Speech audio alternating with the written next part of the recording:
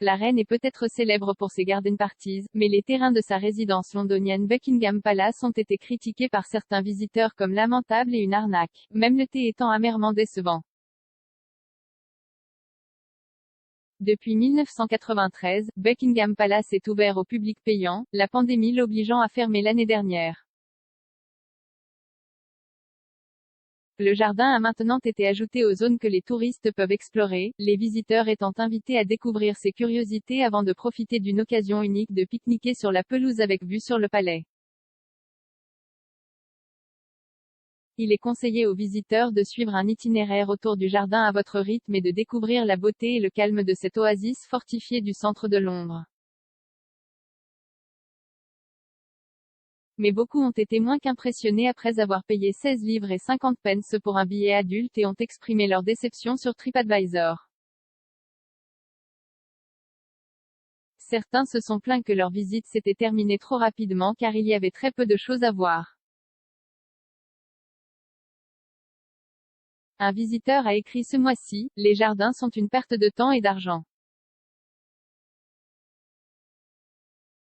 De grandes portions sont bouclées. Prend moins d'une heure pour se déplacer. Café et gâteaux coûteux.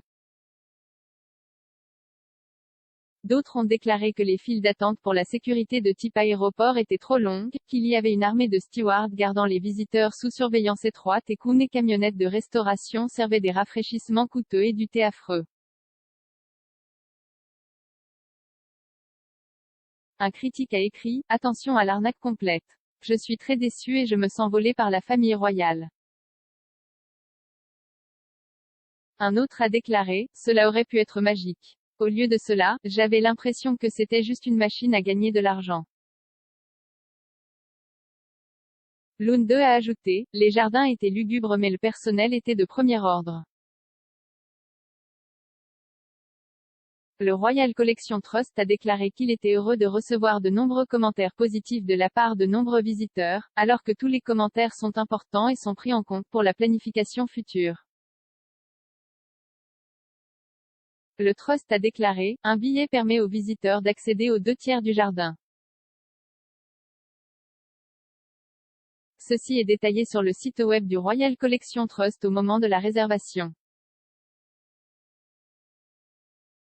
La possibilité de pique-niquer sur les pelouses fait également partie de la visite pour la première fois et de courtes conférences et des codes QR offrent aux visiteurs plus d'informations sur le jardin et son histoire.